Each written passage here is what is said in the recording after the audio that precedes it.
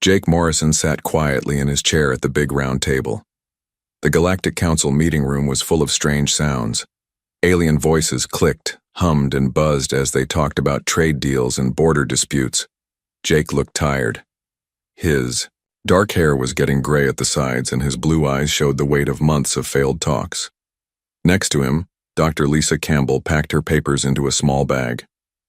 She moved carefully, like someone who had made up her mind about something important. Her red hair was pulled back tight, and her green eyes stayed focused on her work. She did not look at the aliens around the table. Jake stood up slowly. The chair made a soft scraping sound on the metal floor. A few aliens glanced his way, but most kept talking. The human section of the Great Council chamber was small, just 4 chairs in a space that held hundreds of beings from across the galaxy. "We are leaving," Jake said in a quiet voice. His words were simple, but they carried weight. Chairman Vextar of the Zephyrian Empire looked up from his crystal tablet. His body was made of living crystal that changed colors when he was annoyed. Right now it was flashing red and orange. "Ambassador Morrison, we are in the middle of important business. Sit down." Jake shook his head. "No, we are done here." Lisa stood up too. Behind them, the 2 other humans in their group gathered their few belongings. Captain Roy Henderson, a big man with rough hands from years of shipwork, picked up a small case. Dr. Susan Wright, a thin woman with sharp eyes, closed her computer and put it in her bag. "Done with what?" asked Counselor Thisara. Her voice was like music, but there was confusion in it. The Meridian Collective had always been friendlier to humans than most other species. "Done asking for help that will never come," Lisa said. Her voice was calm, but Jake could hear the anger underneath. "Done being treated like children who do not understand the real world." Chairman Vexitar's crystal body flashed brighter. "You humans always think everything is about fighting. The galaxy is more complex than your simple minds can understand." Jake looked at him for a long moment. "Maybe we are simple.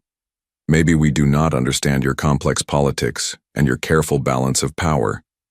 But we understand that the void swarm is real, and it is coming, and it will not care about your politics when it gets here."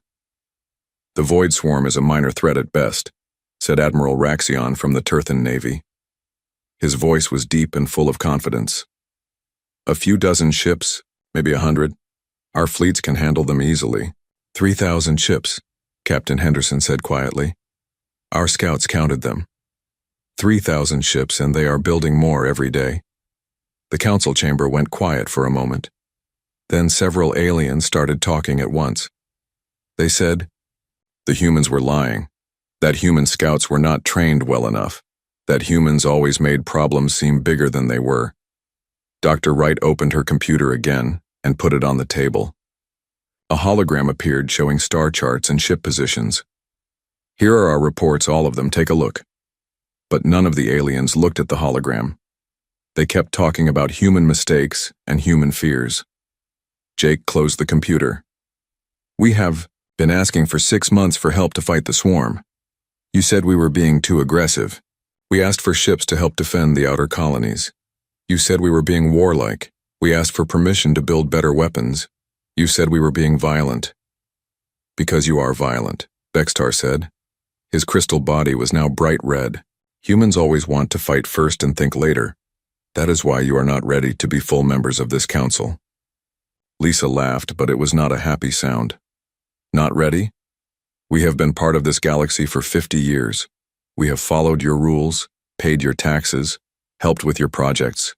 We have saved your people from pirates and disasters. We have shared our technology and our knowledge. But we are still not ready? You need to learn patience," said Dr. Zeshki from Altair. His voice was kind, but his words stung. "Violence is not always the answer. Wisdom comes with age." Jake picked up his bag. "How old does a species have to be before their warnings matter? How many of our colonies have to be destroyed before you believe us?" The aliens did not answer. They looked uncomfortable, but they did not change their minds. The 4 humans walked toward the big doors of the council chamber. Their footsteps echoed in the sudden quiet. Jake stopped at the door and turned back. "We came here as friends," he said. "We wanted to be partners. We thought we could learn from you and maybe you could learn from us. But partners listen to each other. Partners help each other when there is trouble." He looked around the chamber, at all the different alien faces. Some looked away, others stared back with anger or annoyance. "When the void swarm comes for you, remember that we offered to stand with you. Remember that we tried to warn you. Remember that we wanted to fight, together." Chairman Vextar waved one of his crystal arms. "Go back to your little corner of space, humans, play your war games. When you are ready to act like civilized beings, the Council will consider letting you return." Jake nodded slowly. "We will remember that too." The doors closed behind them with a soft hiss.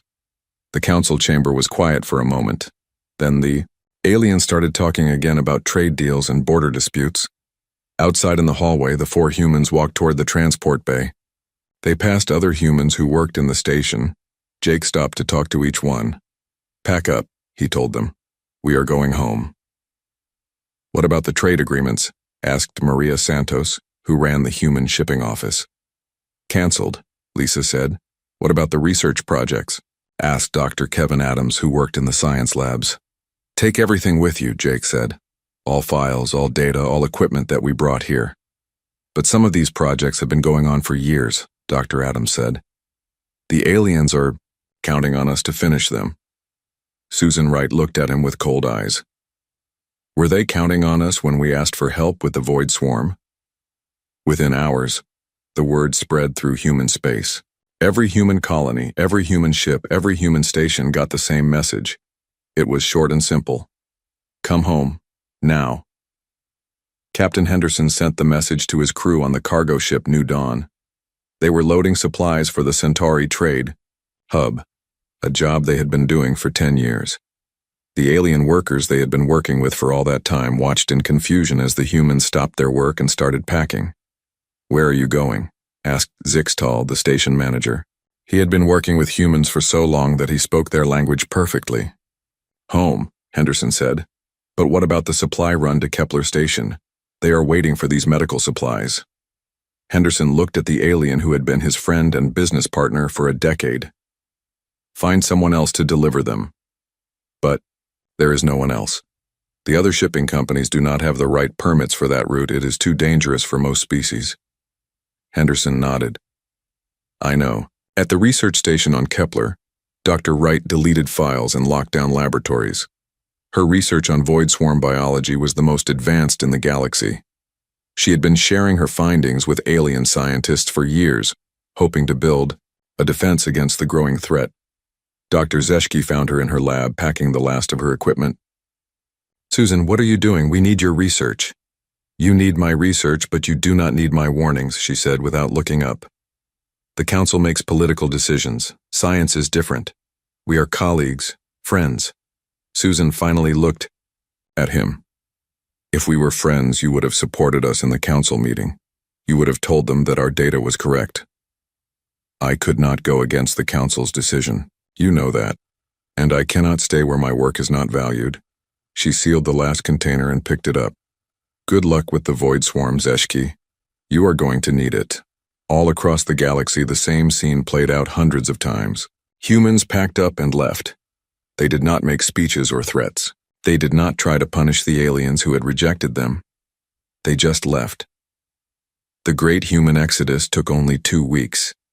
50 years of human presence in galactic civilization was packed up and taken away. Empty offices, silent laboratories, and abandoned trade routes were all that remained. When it was over, human space went dark. No messages came out, no ships went in. The humans had returned to their little corner of the galaxy, and they were not talking to anyone. 3 months passed since the humans left. At first, nobody in the Galactic Council thought much about it. Chairman Vexitar had said good riddance to the violent humans, and most aliens agreed. They thought the galaxy would run better without human interference. But things started to go wrong. Councillor Thisara stood in front of the emergency council meeting. Her usually calm voice shook as she read from her reports. The beautiful singing quality of her voice was gone, replaced by worry and fear. Trade between our worlds is down by almost half, she said. Ships are not arriving on time, some are not arriving at all. The council chamber buzzed with confused voices. How could this be happening? The galaxy had been trading for thousands of years before humans even learned to fly between stars. Admiral Raxion shifted in his seat. His confident voice from 3 months ago was quieter now. Our supply ships are having trouble with the dangerous shipping routes. The crew say the routes are too risky. Thaisara nodded. The humans used to take those routes. They said the danger was acceptable if you were careful and prepared. Chairman Vextar's crystal body flashed annoyed colors. Surely other species can learn to fly those routes. Humans are not special. But they were learning that humans might have been more special than anyone thought. Captain Bill Martinez had run supply missions to the Rim colonies for 15 years. He was one of thousands of human captains who took the jobs that other species found too dangerous or too boring. The routes through asteroid fields, the long hauls to distant mining stations, the emergency supply runs during storms or disasters. Now those jobs were not getting done. The Altarian merchant Captain Velnax tried to take one of the routes that Captain Martinez used to fly. It was a simple supply run to a mining colony, but it went through a field of unstable asteroids. Human pilots had been making that run for decades without major problems. Velnax's ship was damaged by asteroids on the first day. He had to turn back, leaving the mining colony without the food and medicine they needed. When he reported to his company, he was angry and confused. How did the humans make this look so easy, he asked. The route is impossible. His company manager looked at the old flight records. Captain Martinez had filed detailed reports every time he made the run. He wrote about asteroid patterns, gravity shifts, and safe windows for passage. He had mapped every danger and every safe path. But Velnax had not read those reports. His species thought human caution was just fear. They had ignored the detailed flight plans and tried to fly the route using their own methods. The mining colony went without supplies for 2 weeks before another captain could be found. By then, 3 miners had died from lack of medicine. Similar problems happened all across the galaxy. Space stations that had been maintained by human engineering teams started breaking down. The humans had worked in dangerous areas that other species avoided. They fixed problems in radioactive zones, in extreme temperatures, in places where the gravity was wrong or the air was poison. Dr. Angela Rivers had been the chief engineer at Central Station, the galaxy's biggest trade hub. She had worked there for 20 years, keeping the massive station running. When she left, the aliens thought they could easily replace her. They were wrong. Central Station was old, built by a dozen different species over hundreds of years. Each species had used different technology, different materials, different ideas about how things should work. Dr. Rivers had learned all of it. She knew which systems worked together and which ones fought each other. She knew how to fix problems before they became disasters. 2 weeks after she left, the station's main power grid failed. The backup systems tried to take over, but they were not compatible with the old Zephyrian crystal technology. The station went dark for 6 hours. The alien engineers who tried to fix it made the problem worse. They did not understand how Dr. Rivers had modified the systems to make them work together. Her detailed maintenance logs were written in human technical language that other species found hard to understand. When the power came back on, it was unstable. Lights flickered, computers crashed, and life support systems worked only part of the time. Trade ships started avoiding Central Station because it was too dangerous to dock there. The economic damage spread like a disease through the galaxy. Ships that could not dock at Central Station had to find other routes, but those routes were longer and more expensive. The cost of moving goods between worlds doubled, then tripled. Food became expensive on worlds that imported most of their supplies. Energy costs went up when power stations could not get the materials they needed. Medical supplies ran short when the complex distribution networks failed. Dr. Patricia Moore had been working on those distribution networks for years. She was a logistics expert, someone who figured out how to move millions of tons of supplies between thousands of worlds. It looked like simple math to most aliens, but it was much more complicated than that. Every world had different needs, different seasons, different problems. Some worlds needed food during their winter months. Others needed building materials after storm seasons. Some worlds produced more than they needed and could export, but only at certain times of the year.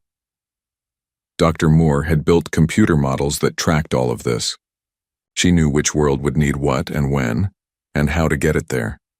She coordinated with thousands of ship captains, station managers, and local officials.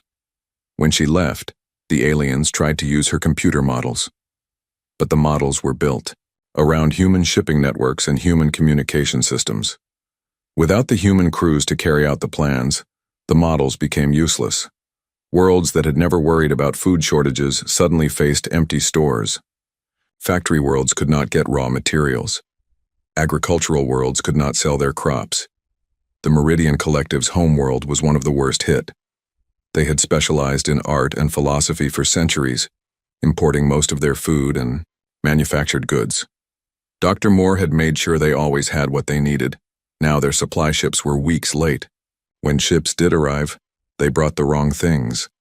Instead of the grain they needed for their population, they got luxury items that nobody wanted. Instead of medical equipment for their hospitals, they got raw metal ore that they had no way to process.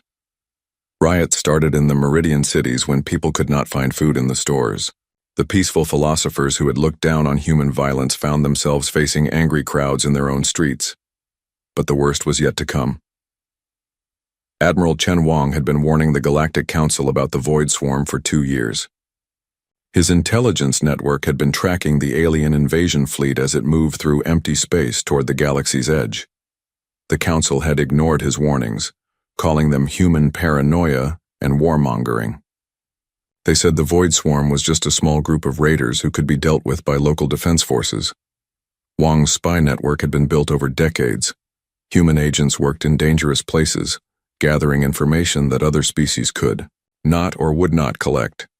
They worked alone, far from help, using their own resources and taking huge risks. When the humans left, that spy network went with them. The first sign of real trouble came from the Rim colonies. 3 mining stations went silent in the same week. At first, the aliens thought it was just communication problems. Equipment failed sometimes, especially in the dangerous regions near the galaxy's edge. But when patrol ships went to investigate, they found empty space where the stations used to be. No debris, no distress signals, no survivors. The stations had simply vanished. Admiral Raxion commanded the patrol fleet that found the empty space.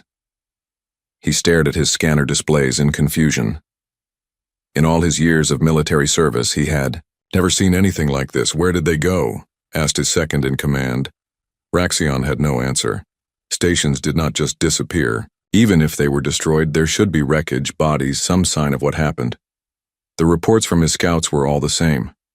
Empty space, no traces, no clues. It was as if the stations had been erased from existence. More colonies went silent over the following weeks. The pattern spread inward from the galaxy's edge, but slowly, carefully, like something was testing the defenses.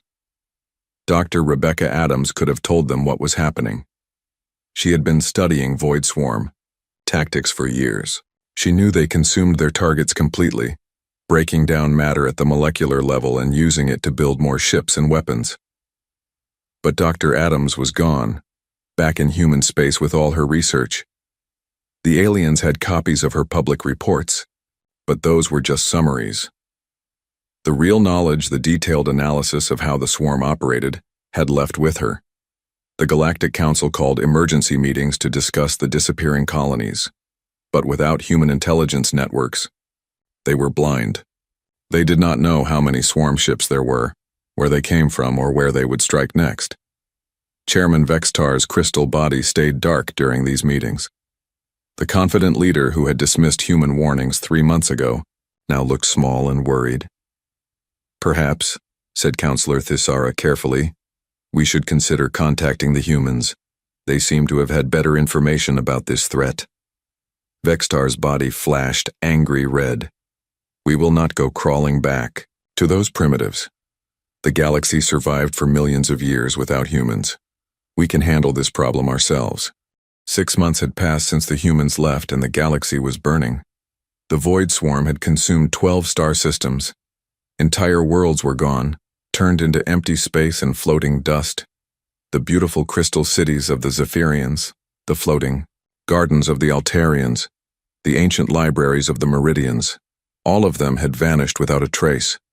Fleet Commander Raxion stood on the bridge of his flagship, watching his forces retreat from another failed battle.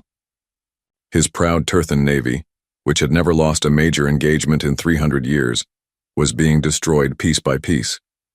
The enemy ships were like nothing he had ever seen. They moved in perfect coordination, as if controlled by a single mind. When his forces tried to outflank them, they responded instantly. When his ships tried to retreat, the enemy knew exactly where they would go. "Commander," his communications officer called out, "we are receiving surrender offers from the enemy." Raxion laughed bitterly. "The void swarm does not take prisoners. They consume everything." He thought about Admiral Chen Wang, the human who had tried to warn them about swarm tactics. Wang had explained that the enemy was not just an invasion force. It was a living weapon that grew stronger with every victory. Each world they consumed gave them more resources to build more ships, more weapons, more soldiers. The aliens had not listened then. Now Raxion wished desperately that he could ask Wang for advice, but the humans were gone, sealed away in their own space, and they were not answering any calls. The economic collapse that had started with missing supply ships was now complete. Worlds that had imported food for centuries were starving. Manufacturing centers could not get raw materials. Medical facilities ran out of basic supplies. On the Meridian homeworld, Counselor Thisara walked through streets that had once been filled with art and music. Now they were empty except for long lines of hungry people waiting for food rations. The beautiful crystal fountains had been turned off to save energy. The floating sculptures had fallen to the ground because nobody knew how to maintain the anti-gravity systems. Dr. Maria Santos had been the human coordinator for the Meridian Food Distribution Network. She had made sure that grain shipments arrived on schedule, that storage facilities were properly maintained, that emergency supplies were ready for disasters. Without her, the system had collapsed in weeks. Ships arrived with the wrong cargo, or did not arrive at all. Food rotted in warehouses because nobody knew how to preserve it properly. Distribution centers broke down because the maintenance crews did not understand the human-designed equipment. Thisara had once thought that logistics was simple work that any intelligent being could do. Now she understood that Dr. Santos had been managing thousands of complex variables, making decisions every day that kept millions of people fed. The counselor tried to contact other worlds for help, but they all had the same problems. The careful balance of trade and resources that had kept the galaxy stable for centuries was gone. Chairman Vexitar faced a vote of no confidence in the Galactic Council. More than half the member species wanted him removed from power. They blamed him for the crisis, for dismissing the human warnings, for driving away the species that had been holding galactic civilization together. "How could we have known?" Vexitar demanded during the emergency session. His crystal body flashed desperate colors. "The humans never told us how important they were. They acted like servants, taking orders and doing simple work." "Maybe that was the point," said Dr. Zeshki from his seat in the Altarian section. "Maybe they were not servants. Maybe they were partners and we treated them like servants." The old scientist looked tired and sad. He had worked with human researchers for decades, but he had never understood what they were really doing. Dr. Susan Wright had shared her research freely, but she had also been building something larger, a network of knowledge and cooperation that spanned the galaxy. When the humans left, that network had died. Dr. Wright's research on void swarm biology was the most advanced in the galaxy, but the copies left behind were incomplete. She had shared her findings, but not her methods. She had published her conclusions, but not the detailed work that led to those conclusions.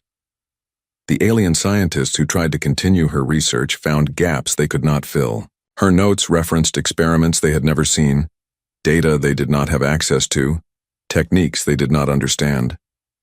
She was not just doing research, Zeshki explained to his fellow scientists. She was teaching us, slowly, carefully, trying to help us understand. But we thought we already knew everything we needed to know.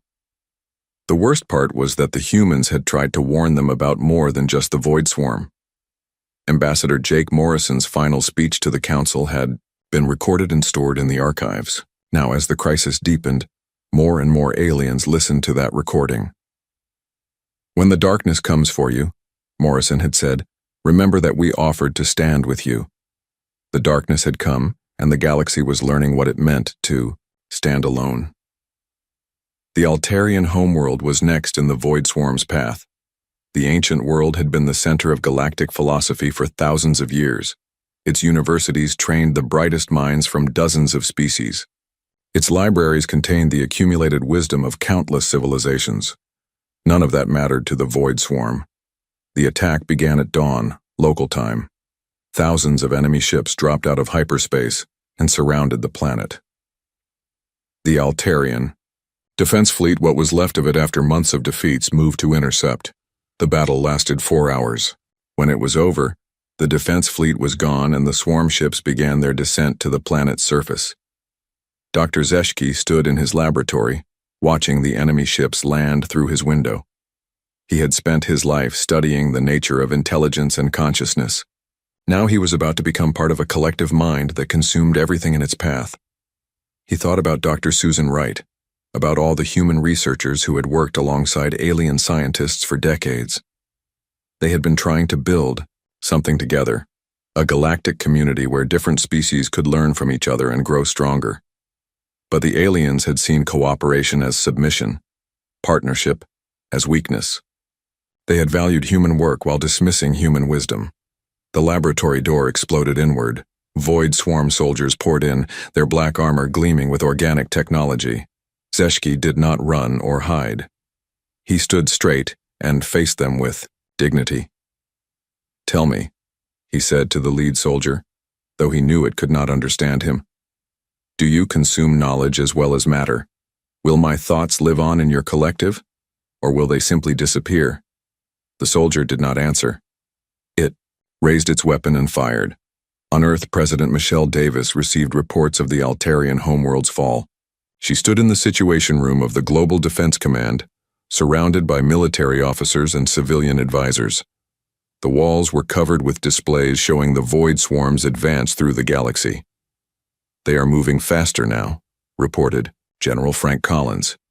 "Each victory gives them more resources, more ships. At this rate, they will consume the entire galaxy within 2 years." Davis nodded grimly.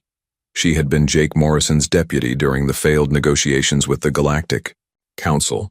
She had watched the aliens dismiss human warnings, had seen the contempt in their eyes when humans tried to offer help. "Any word from the Council?" she asked. "Several attempts at contact," Collins replied. "They want to negotiate. They are offering us full membership, equal voting rights, shared technology access.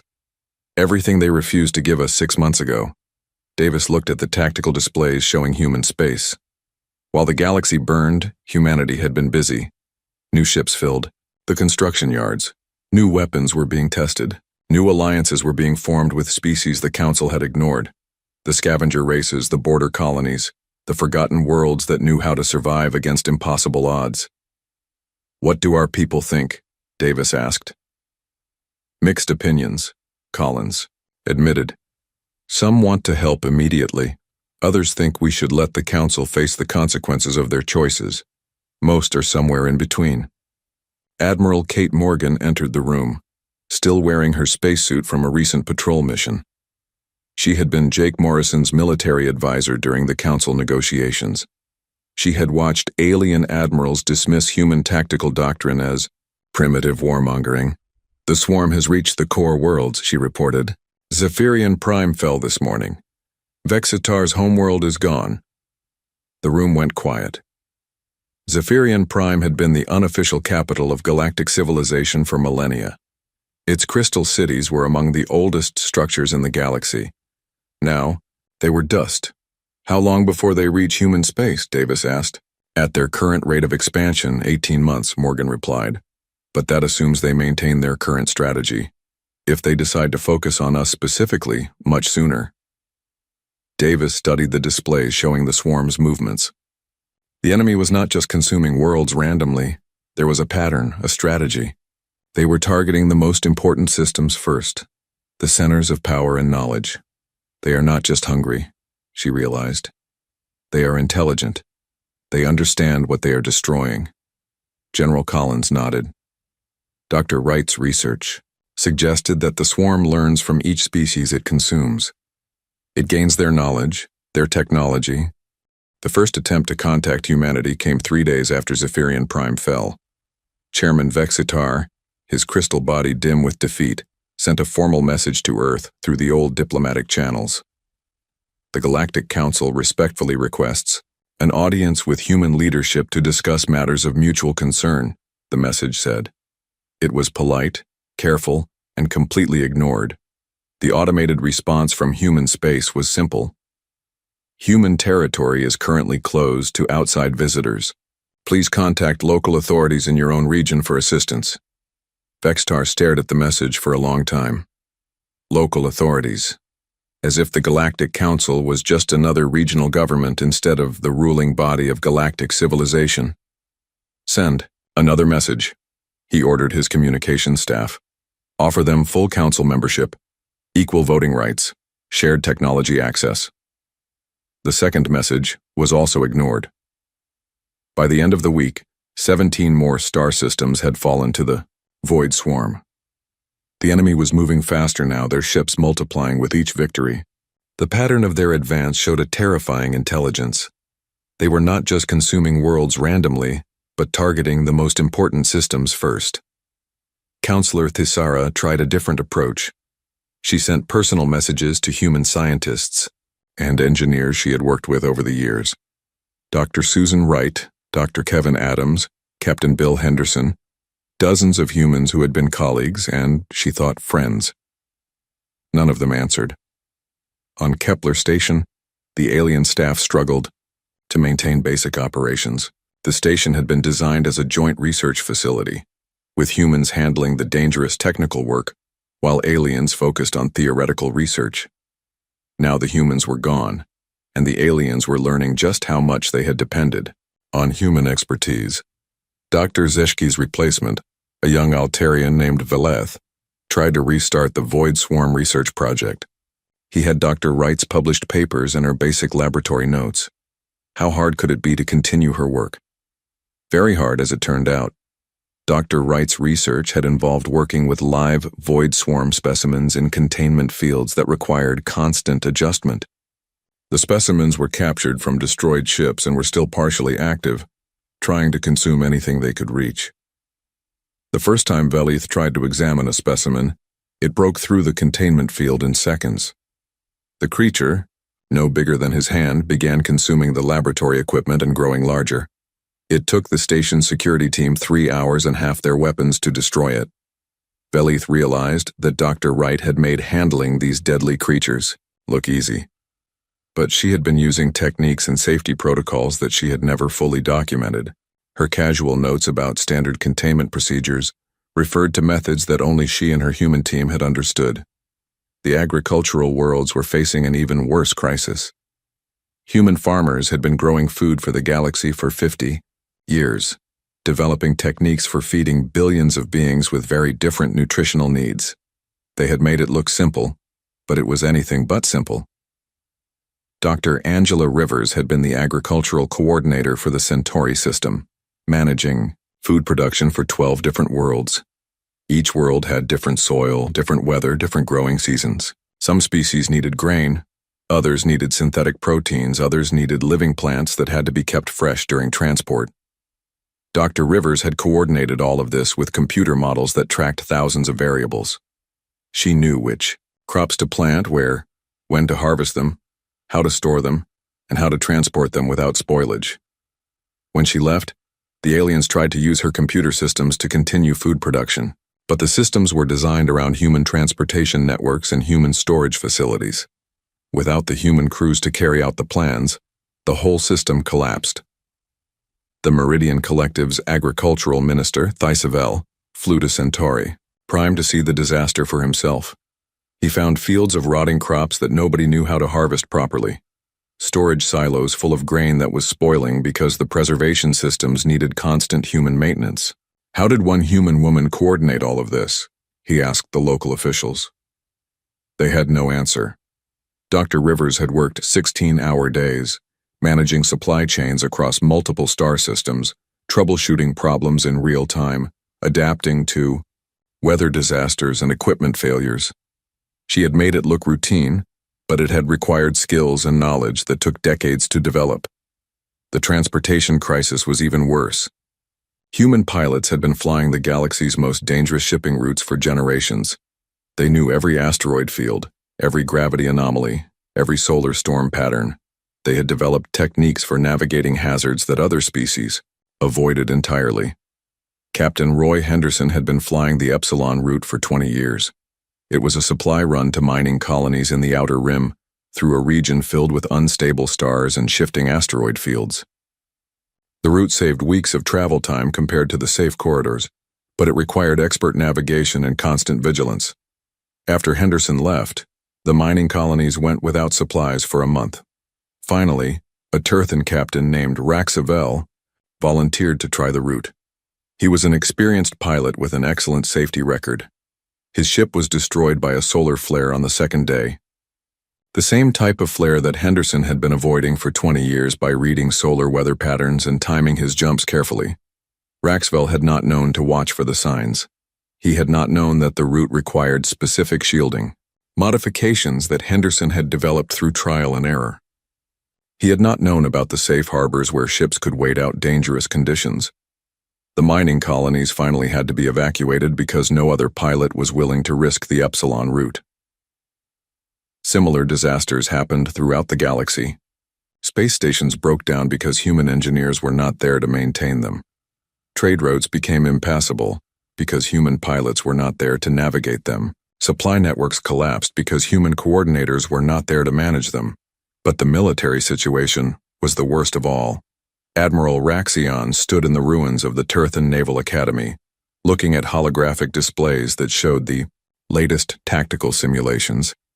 His best strategists had been trying for months to develop effective tactics against the Void Swarm, and they were failing badly.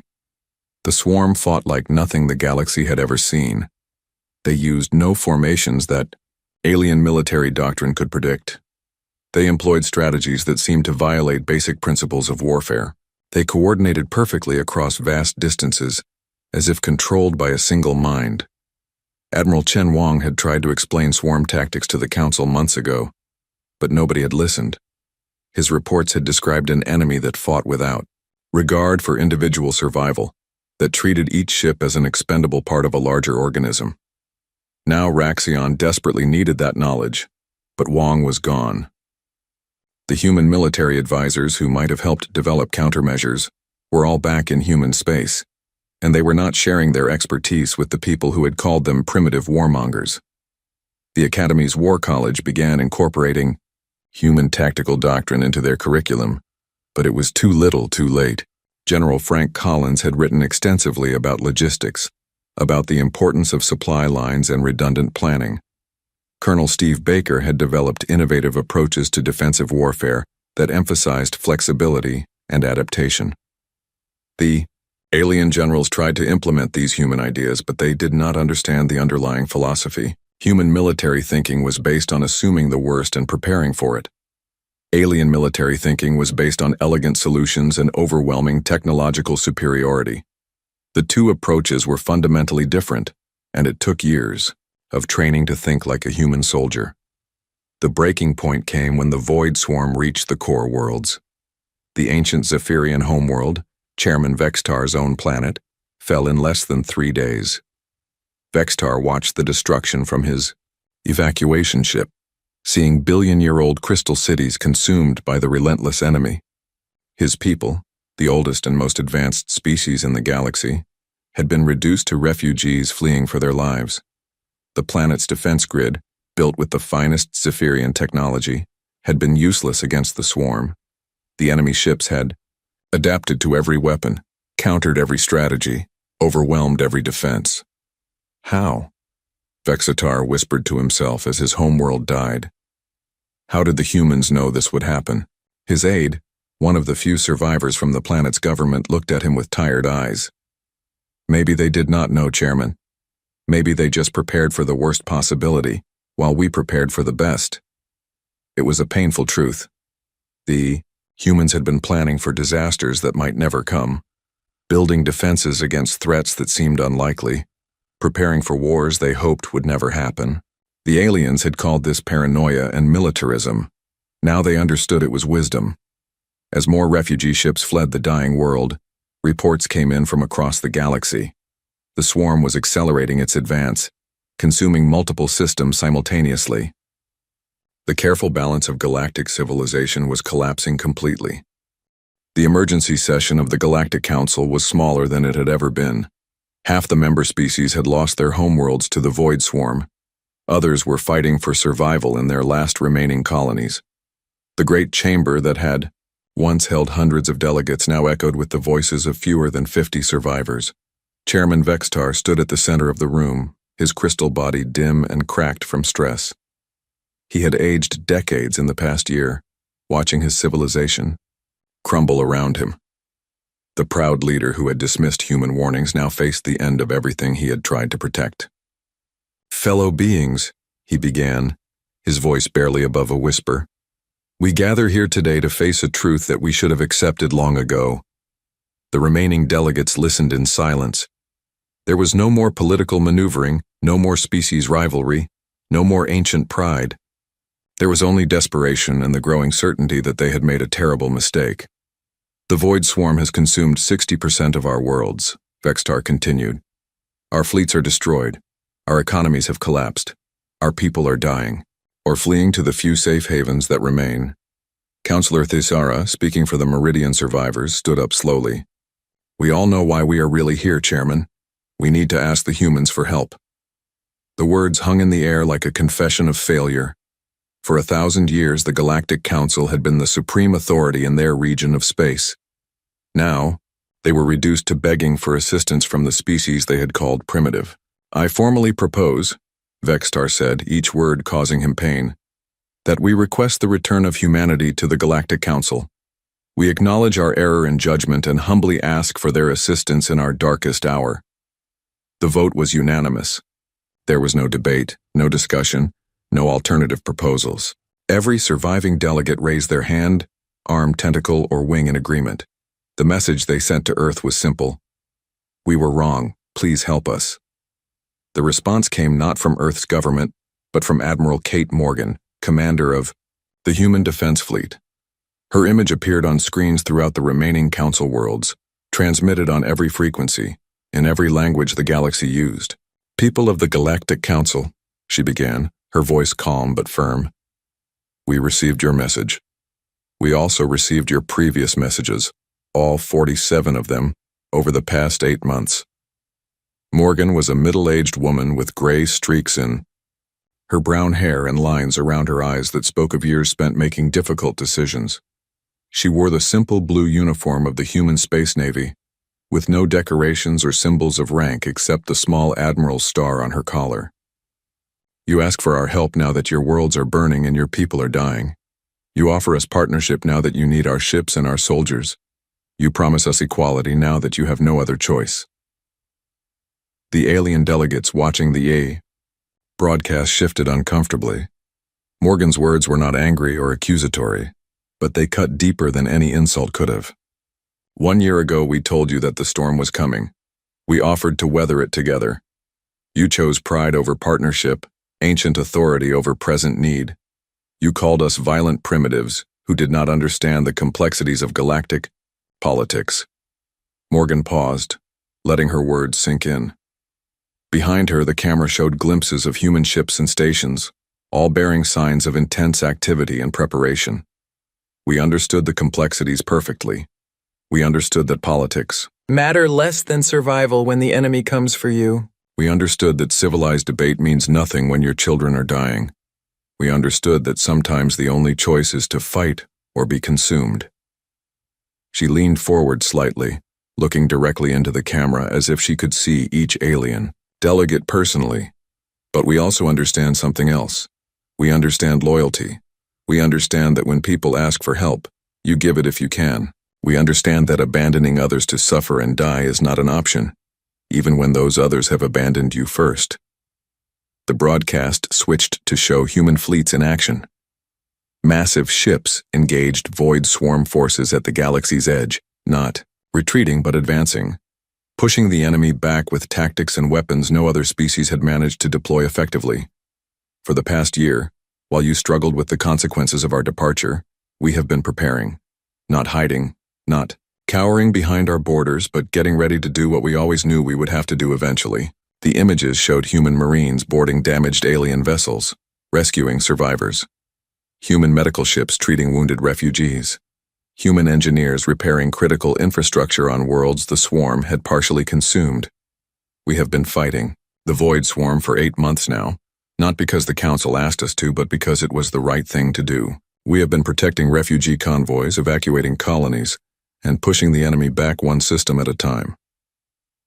Dr. Charlie Brooks, Humanities Director of Xenobiology, appeared in the next segment of the broadcast. He was a young man with an eager expression and hands that moved constantly as he spoke, excited by his subject despite its grim nature. We have developed new weapons based on void swarm biology, he explained, standing in front of displays showing complex molecular structures. We learned that they consume matter by breaking down molecular bonds, so we created weapons that disrupt their consumption process. The broadcast showed human ships firing strange blue beams that caused swarm vessels to collapse in on themselves, their own consumption mechanisms turning against them.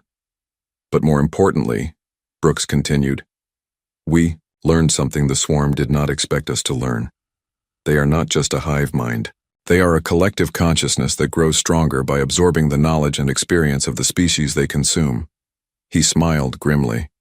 Which means they have been learning galactic military tactics, galactic technology, galactic ways of thinking. But they have not been learning human tactics because we left before they could study us. The implications were staggering. The swarm had been adapting to alien strategies because they had absorbed alien minds. But human approaches to warfare, logistics, and survival were still unknown to them. Admiral Morgan returned to the screen. The price of our assistance is not territory or resources or political power. The price is change. Real change. Not just words and promises. She gestured to a document that appeared beside her image. These are our terms for rejoining galactic civilization. We will not return as junior partners or helpful servants. We will return as equals with full authority to make the decisions that need to be made. The terms were revolutionary. The new Galactic Alliance would be based on merit rather than species age or technological advancement. Leadership positions would be filled by competence rather than tradition. Military command would go to those who could actually win battles, not those who had inherited ancient titles. Most importantly, Morgan continued, the Alliance will be founded on the principle that every species has value, not just the old and powerful ones. The scavenger races, the border colonies, the forgotten worlds that have been surviving on their own for centuries. They will have voices too. The broadcast showed human fleets working alongside ships from dozens of species that the old council had barely acknowledged. Asteroid miners, frontier traders, and refugee groups all flying in formation with the human defense fleet. We learned something during our year away from galactic politics, Morgan said. We learned that the galaxy is bigger than the Council. Chambers, that civilization is more than crystal cities and ancient libraries. The real strength of any civilization comes from the people who do the work, not the people who make the speeches. President Michelle Davis appeared in the final segment, speaking from the Global Defense Command Center on Earth. She was a tall woman with short black hair and calm brown eyes that missed nothing. To the surviving members of the Galactic Council, we offer partnership based on mutual respect and shared sacrifice. To the people of all species who are fighting for survival, we offer hope and assistance. To the void swarm, we offer nothing but destruction. The broadcast ended with images of human relief ships arriving at besieged worlds, of human engineers rebuilding destroyed infrastructure, of human soldiers fighting alongside alien defenders. Chairman Vexitar stared at the blank screen for a long time after the transmission ended. Around him, the other delegates sat in stunned silence. "Well?" asked Thisara finally. "Do we accept their terms?" Vexitar's crystal body flickered with colors that had no name in any alien language. "Do we have a choice?" The vote was unanimous again. The old Galactic Council dissolved itself and transferred all authority to the new Galactic Alliance. The species that had ruled the galaxy for millennia stepped aside for a new order based on human principles of competence, cooperation, and courage. The transformation was not easy. Ancient prejudices died hard, and many aliens struggled to accept human leadership. But as human fleets pushed back the Void Swarm and human expertise rebuilt damaged worlds, even the most reluctant species began to understand. The humans had not returned to serve the galaxy. They had returned to save it. And in saving it, they had changed it forever. Dr. Susan Wright returned to her laboratory on Kepler Station, but now she worked as part of a team that included the best minds from dozens of species.